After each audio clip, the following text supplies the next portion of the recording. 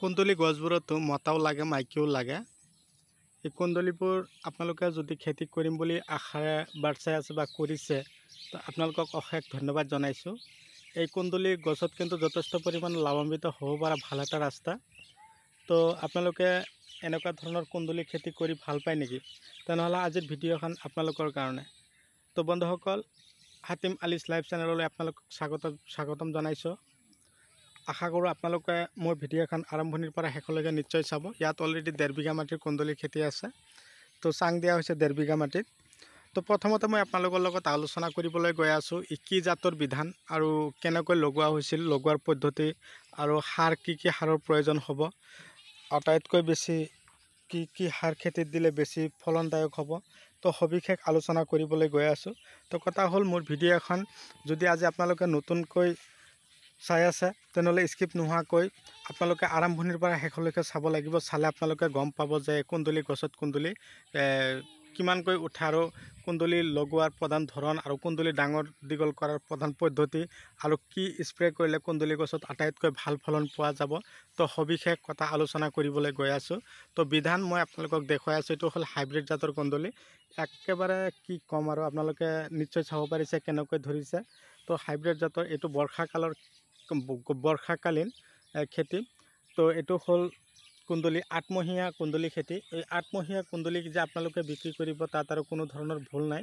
আপোনালোকে নিশ্চয় চাব পাৰিছে যে কুন্দলি গছত কেনেকৈ লাগি আছে। তো আপোনালোকে এনেকুৱা ধৰণৰ খেতি কৰিম বুলি যদি ভাবিছে তেনেহ'লে আপোনালোকে গছৰ এই শিপাখিনি আপোনালোকে সংগ্ৰহ কৰিব ল'ব। প্ৰথমতে মাটিখিনি ধুনীয়াকৈ হাল মাৰি ময়াই ধূলিময় কৰি তাৰপিছত এটা গছৰ পৰা আৰু এটা গছৰ দূৰত্ব ৰাখিব 6-7 আৰু শাৰীৰ পৰা শাৰীৰ দূৰত্ব 6-7কৈ ৰাখি দিব বা 5 ফুটকৈ ৰাখি দিব। 5-7 বা 6-7কৈ ৰাখি দিলে আপোনালোকে লগাব পাৰিব। এতিয়া এনেকৈ লগোৱাৰ পদ্ধতি আপোনালোকক জনাই দিলোঁ। এতিয়া কথা হ'ল, এই কুন্দলি গছৰ কিন্তু বহুত প্ৰয়োজনীয় বস্তুটোৱে হ'ল ৰস থকা মাটি হ'লে বেছি ভাল, অম্লতা বেছি থকা মাটি ভাল হয় আৰু এই খেতিত গোবৰৰ প্ৰয়োজনটো অলপ বেছি হয়। গোবৰ সাৰ দিয়াৰ লগে লগে গছখিনি পিক আপ দিব ভাল। আৰু কথা হ'ল, এই কুন্দলি খেতি, কুন্দলিত যে কিমান যে ফলাফল আপোনালোকে পাব, এই কুন্দলিৰ যে ভাল এটা ফলনদায়ক এই খেতিৰ পৰা যে ভাল এটা টকা উপাৰ্জন কৰা ভাল ৰাস্তা। তো আপোনালোকে নিশ্চয় গম পাইছে যে গছত কেনেকুৱা ধৰণৰ কি পদ্ধতিত এই গছত কুন্দলি লাগিছে। তো কুন্দলি খেতি আপোনালোকে কৰিব পাৰিব। ইয়াত ধৰক 1.5 বিঘা মাটিত কৰিছে, আপোনালোকে অন্ততঃ আধা বিঘা মাটি কুন্দলি খেতি কৰক। আপোনালোকে এবাৰ কৰি আপোনালোকে গম পাব যে কুন্দলি গছত কেনেকুৱা ধৰণৰ ফলন আহে।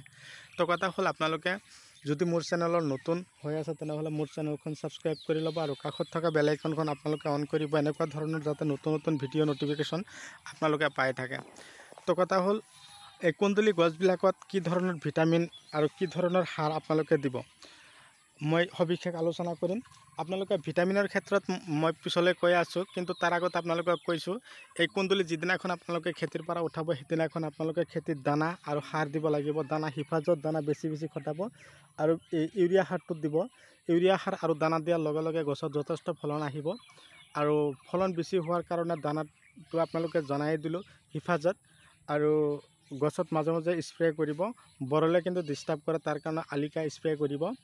আৰু এই কুন্দলি গছৰ ভাল ফলন আনিবৰ কাৰণে এটা ভিটামিনৰ নাম আপোনালোকক কৈ দিছোঁ। ভিটামিনটো আপোনালোকে গছত দিব, মই এই খেতিত দি দিছিলোঁ। এই ভিটামিনটোৰ নাম আপোনালোকক মই কৈছোঁ, আপোনালোকে টুকাই ৰাখিব পাৰি, ট্ৰিপল বুষ্টাৰ এল, নহ'লে আপোনালোকে ইমেজ এটা ভিটামিন আছে, ইমেজ ভিটামিনটো আপোনালোকে খেতিত দিব পাৰিব।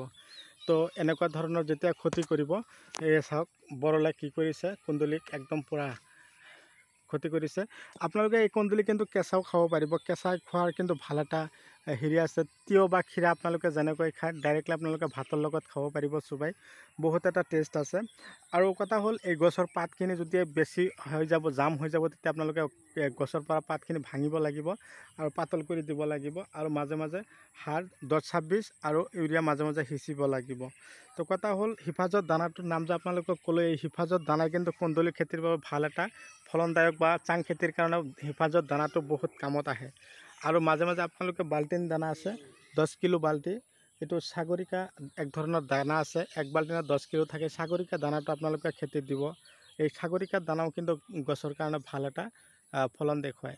তো বন্ধুসকল, মোৰ ভিডিঅ' কেনে লাগিছে বা আপোনালোকে ক'ৰ পৰা চাই আছে বা মোৰ ভিডিঅ' চাই কেনে লাগি আছে। যদি আপোনালোকৰ ভাল লাগি আছে তেনেহ'লে আপোনালোকে মোৰ ভিডিঅ' এখন শ্বেয়াৰ কৰি দিব, আৰু যদি তাতকৈ বেছি ভাল লাগিছে তেনেহ'লে মোৰ ভিডিঅ'খন আপোনালোকক কৈছোঁ, আপোনালোকৰ মূল্যৱান আঙুলিৰ এটা লাইক দি দিব, যাতে মোৰ ভিডিঅ'খন চাই আপোনালোকৰ ভাল লাগে, আৰু আপোনালোকৰ বন্ধু বান্ধৱীও যাতে এই ভিডিঅ'খন চোৱাৰ পিছত নিজেও আগ্ৰহী হয় খেতি কৰিবৰ কাৰণে।